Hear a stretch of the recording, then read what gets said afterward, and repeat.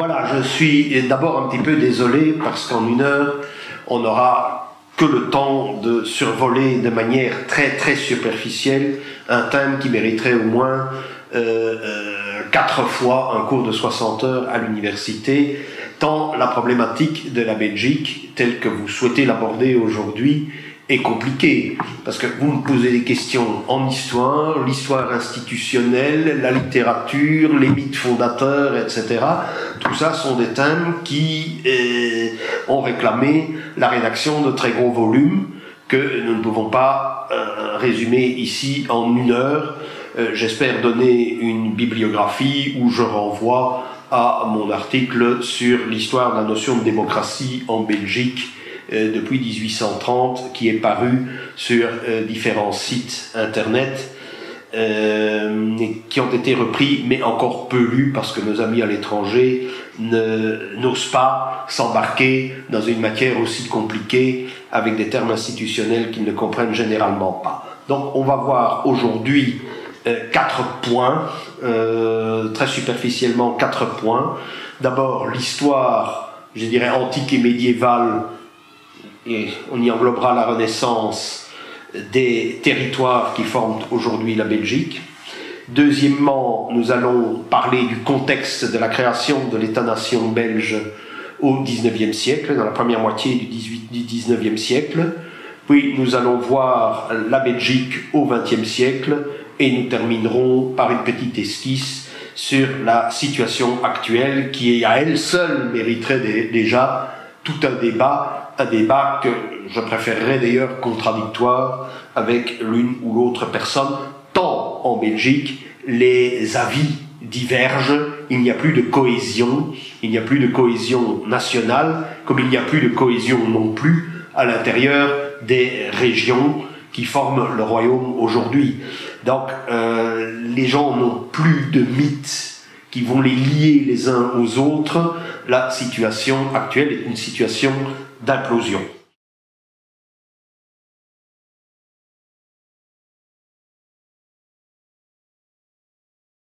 Donc, qu'est-ce que nous avons, puisque la question qui m'était posée dans le débat qui a précédé cette émission, c'était de savoir quelles étaient vraiment les racines, au fond, les plus anciennes.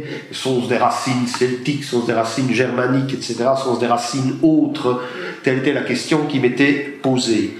Bon, nous sommes évidemment dans le brouillard le plus total, car nous n'avons pas de texte écrit.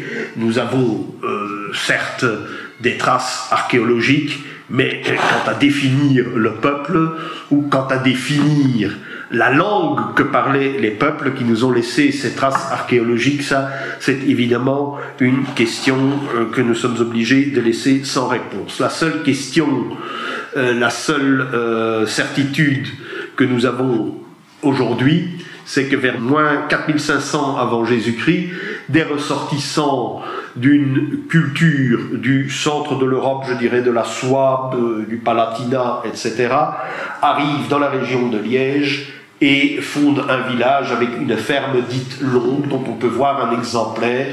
Et je conseille très vivement à tous ceux qui ont des enfants, et même aux plus grands, d'aller voir par exemple l'archéosite d'Aubechy, où il y a une magnifique reproduction de cette ferme typique de la civilisation de Michelsberg, dont on est sûr qu'elle a laissé des traces dans nos régions. Il y en a également dans la forêt de Soigne, le long de la voie de chemin de fer Bruxelles-Namur.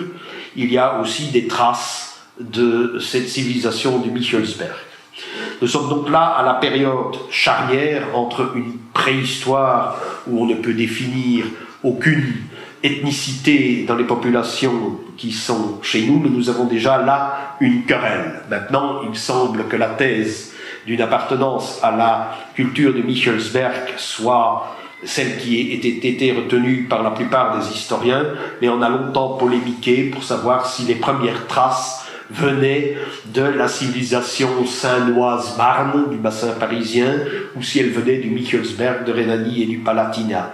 Il y avait donc déjà entre les archéologues une querelle pour savoir s'il y avait une détermination gallique, pour parler comme les auteurs des atlas historiques les plus récents entre une détermination gallique ou une détermination germanique. Bon, généralement, après, on sait que, bien sûr, nos régions ont connu une population celtophone, ou au moins pré-celtique. Il y a donc eu une celtisation effective de nos régions, à partir d'une matrice celtique périalpine qui se trouvait autour du massif alpin, donc les fameuses civilisations de Latène et de Hallstatt qui ont essaimé à travers toute l'Europe, y compris dans tout le bassin danubien et dans les îles britanniques.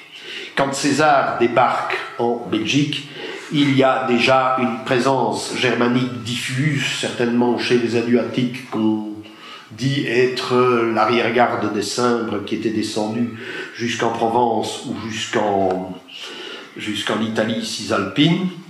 Et on va assister, après la romanisation, après que les aigles romaines aient été plantés dans nos régions, à un grand remplacement des populations celtiques par des populations germaniques d'abord romanisées, ensuite de moins en moins romanisées. C'est ce qui va se passer, c'est un grand remplacement qui va s'effectuer sans que l'on ne puisse dire pourquoi. Le meilleur livre que vous puissiez lire sur toute cette problématique a été édité par la communauté française. C'est donc un ouvrage tout à fait officiel qui traite de l'histoire du français en Belgique.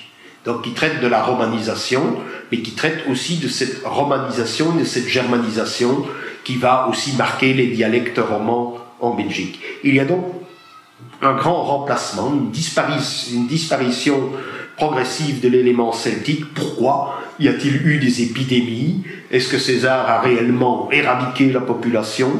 On n'en sait rien, je ne le crois pas, puisque sous Auguste, on a la trace dans les campagnes en Germanie d'officiers nerviens et Trévire, je crois. Donc, par conséquent, ces peuples, ces tribus n'ont pas entièrement disparu.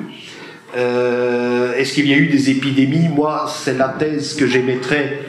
Surtout, on voit que des populations entières, à cette époque-là, peuvent être décimées par une épidémie et elles sont forcément remplacées par des tribus venues d'outre-Rhin.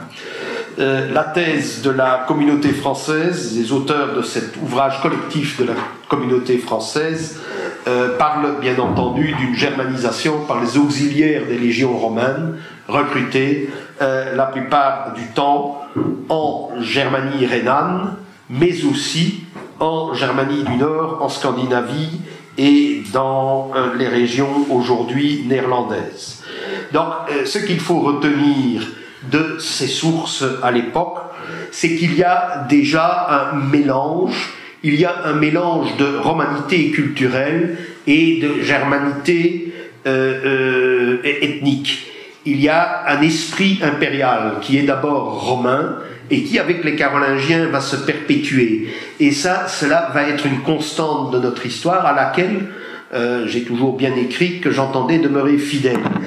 C'est le tropisme qui va nous porter vers une impérialité légitime. Cette impérialité va avoir un vernis catholique, mais il semble que nos ancêtres n'ont jamais été des gens tournés vers la bigoterie ou vers une sorte de christianisme fondamentaliste. Non, le christianisme est simplement un véhicule pour la culture antique. On l'aperçoit avec la Renaissance carolingienne au 8e et au 9e siècle. On l'aperçoit par une fidélité au corpus humaniste de la Renaissance au 15e et au 16e siècle, avec la Renaissance, la création de la bibliothèque de Bourgogne par Philippe le Bon, par les annales d'Empire créées par Juste Lipse à Louvain au XVIe siècle au service de l'Espagne, et cette fidélité catholique et impériale se portera ensuite, bien sûr, à partir du XVIe siècle, sur l'Espagne des Habsbourg, puis sur les Habsbourg d'Autriche, jusqu'à la Révolution française, et c'est la Révolution française, à mon sens, qui va mettre un terme à cet esprit renaissanciste, qui est renaissanciste au double sens du terme, carolingien et italien byzantin des 15e et 16e siècles, elle va mettre un terme définitivement. Ce seront effectivement, c'est la querelle des anciens et des modernes. Les modernes vont vaincre militairement ceux qui étaient le véhicule du message des anciens. C'est ça que je voulais dire sur l'histoire antique de la Belgique. J'ai déjà été suffisamment long, j'espère avoir dit l'essentiel. Il y a évidemment, chacun de ces thèmes doit être approfondi, chacun de ces thèmes doit être examiné avec toute l'attention requise, bien sûr.